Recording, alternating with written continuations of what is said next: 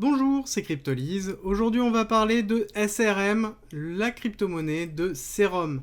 Serum, c'est un projet que je suis déjà depuis très longtemps, étant donné que c'est une plateforme qui a pour vocation de nous offrir un exchange décentralisé, notamment sur toute la DeFi, et sur un petit peu tout ce qui peut se passer, quelque chose qui peut être justement trustless et qui va être transparent.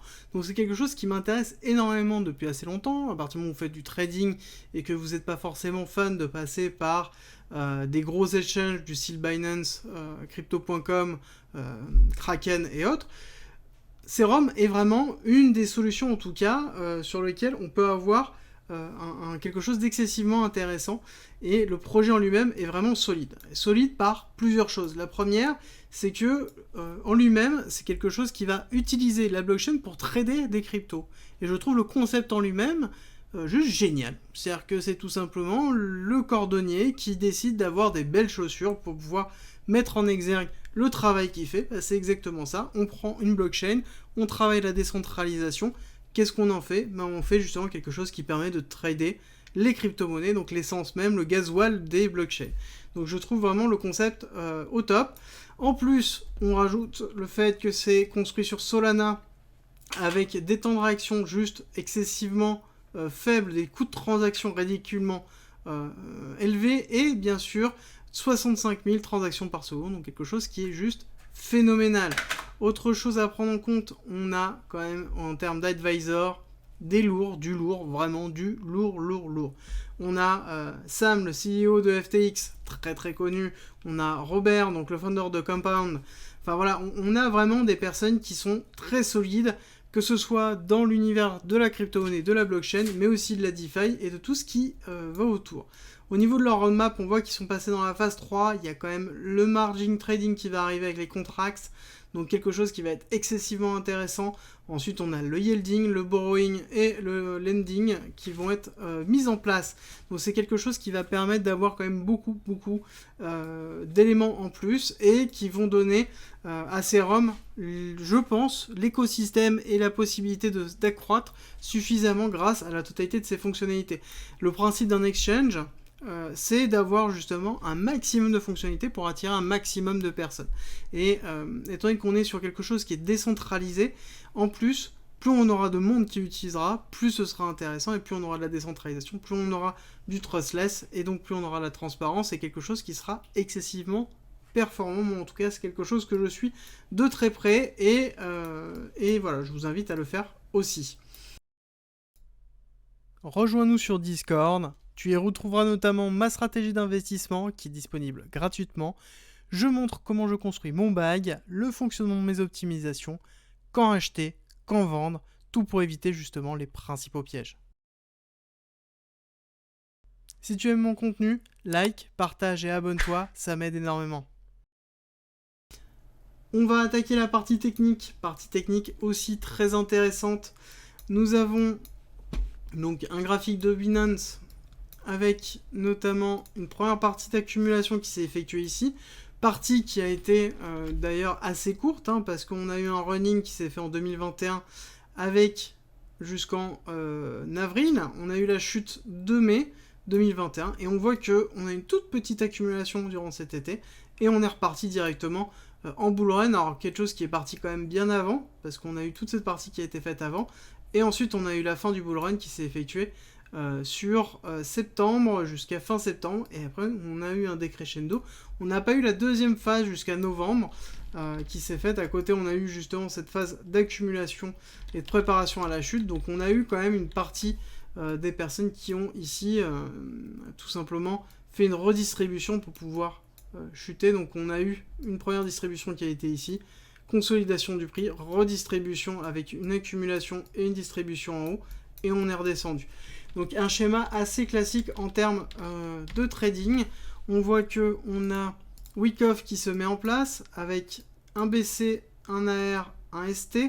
Le ST a pris le BC, donc on est dans une réaccumulation. Une réaccumulation d'ailleurs qui est assez forte, étant donné que le saut qui est en cours de construction a pris l'AR, chose qui n'est pas forcément obligatoire dans une réaccumulation, mais là qu'il l'est, et ce qui est en même temps logique au vu tout simplement du projet en lui-même, et que on a beaucoup d'advisors qui sont derrière, donc forcément je pense qu'on va avoir quelque chose qui va être excessivement bullish et un énorme soutien de la communauté qui va se faire, et je pense en effet que c'est un projet à l'heure actuelle à soutenir. Voilà.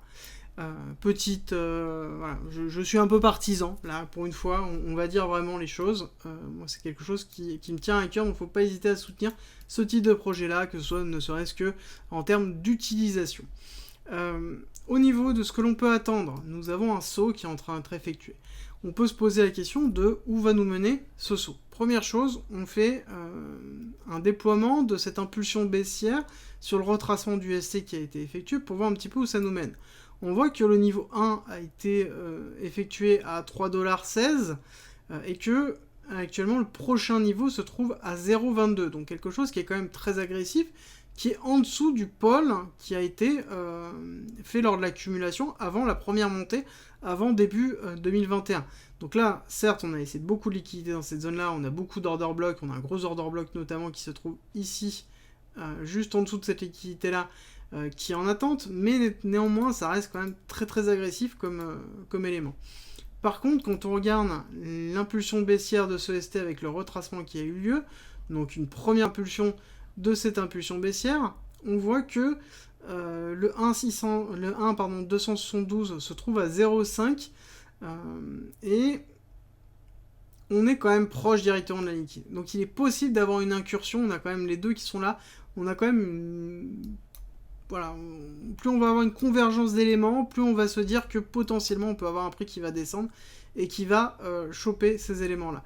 Une descente d'ailleurs qui se fait en 1, 2, 3, avec potentiellement un renforcement du coup du 272 en ABC qui se fait avec une petite extension de l'AC, pourquoi pas, et pouvoir repartir sur quelque chose de beaucoup plus bullish. Alors, bullish, oui, pourquoi ? Premièrement, j'ai tracé donc une extension par rapport à cette poussée. On voit qu'on a cassé le 786. On va retracer sur quelque chose quand même d'assez agressif, qui pourrait être d'ailleurs cohérent avec la mise en place tout simplement d'une vague 1, vague 2, vague 3, vague 4, vague 5 d'Elliott. Donc on pourrait retrouver de l'héliotisme dedans, de l'héliotisme d'ailleurs qui nous donnerait un objectif. Alors si on va retracer, allez, on va faire un retracement assez sévère, on va faire le retracement jusqu'au niveau qui a été donné quand même pour être sûr. On pourrait avoir du coup une vague 3, un sommet de vague 3 qui va toucher le 1,618, donc nombre d'or, retracement, enfin niveau classique d'objectif pour une vague 3 avec 22$, donc quelque chose quand même qui est vraiment conséquent. Conséquent parce que en même temps on aura une évolution du marché, forcément si Serum progresse fortement, on va avoir un nouvel acteur qui va apparaître, qui va offrir de la décentralisation, de la transparence, des frais ridiculement faibles, une offre qui va accroître, donc forcément on va avoir un écosystème qui va prendre de l'ampleur et cannibaliser une partie de l'offre des autres. Et donc ça sous-entend qu'on va prendre aussi une partie de la capitalisation des autres et que le marché en lui-même se prêtera à l'évolution de Serum. Et donc ça veut dire un marché qui va avoir une injection de liquidité, qui aura une capitalisation qui va continuer à monter. Donc suite à cette vague 3, on aura un retracement vague 4 et une vague 5 donc qui nous offrira des objectifs au-dessus de la vague 22 et donc des nouveaux ATH. Ce qui correspond aussi avec un BCARST SO UT, donc premier ATH, UTAD, deuxième ATH. Donc avec derrière une continuité de la hausse qui va se faire en escalier au fur et à mesure. Alors il est évident que cette vague 3, nous n'allons pas la faire en une seule et unique vague, nous allons faire une vague 1, vague 2, vague 3, vague 4, vague 5, avec des retracements ABC qui va se faire au niveau de la 4 et au niveau de la 5, donc quelque chose qui va prendre du temps. Prendre du temps avec des niveaux importants qu'il va falloir noter, c'est que, le niveau de consolidation que l'on a eu ici, dans cette range de 9$, on va dire, jusqu'à 6,5$, on a une zone très très forte de liquidité. D'accord ? Alors, tac. On va se les noter. Et pour moi, en effet, on a un break-off structure qui est essentiel, qu'on va noter aussi, qui se trouve ici, qui est dans les 9$, 4, qui pourrait être justement le top d'une vague 1, qui pourraient être effectuées, notamment dans la remontée suite à la fin du saut. Alors, comment on sait que le saut est terminé? C'est un peu la question qui est. On a déjà des indications qu'on potentiellement on peut avoir une volonté de remonter qui se fait. Néanmoins, on n'a rien de concret. On attend la mise en place d'une cause de week-off, notamment une accumulation qui peut arriver dans cette zone-là. D'ailleurs, est-ce qu'on a une indication potentielle en termes de RSI? Alors, on n'a pas forcément, si on commence à avoir quelque chose. On commence à avoir quelque chose qui est intéressant, on va se le noter aussi ici. On a une divergence qui se fait ici, donc en daily. Donc c'est une divergence qui commence à être intéressante, divergence haussière. Donc ça veut dire qu'on est en train ici de poser un bottom et que, en l'occurrence, on attend encore la mise en place d'une accumulation. Bien qu'on pourrait avoir ici un SC, AR, STB, Spring, je trouve que c'est pas ultra propre, donc j'attends d'avoir un petit peu plus d'informations. Mais ici, on commence à avoir une zone très intéressante. Donc c'est pour ça que au niveau de la spot zone, de mon côté, j'aurais tendance à dire qu'on y est. Hop, partir d'ici jusqu'à potentiellement plus bas. Donc on serait sur une spot zone avec une entrée là actuellement à 2 dollars, on va dire. En dessous de 2 dollars.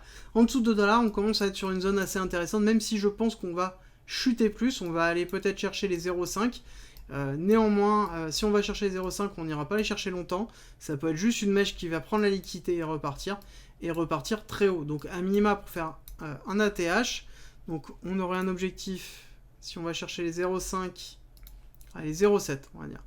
Un nouvel ATH donc qui nous ferait ici un 1700% et sur ici le 1,618, on est quand même sur quasiment 3000%. Un bon 3000% d'évolution sur Serum, donc quelque chose qui peut être excessivement intéressant sur le long terme, et il est évident que c'est sur le long terme. On a une zone très intéressante d'achat, à nous de capitaliser et de permettre à ce projet de se développer dans des bonnes conditions. N'hésitez pas à utiliser et à suivre tout ce qui peut se passer autour de Serum. Merci d'être resté avec moi jusqu'au bout. Abonne-toi, partage si t'as aimé et rejoins-nous sur Discord. C'est avec plaisir qu'on t'accueillera. Et à très vite.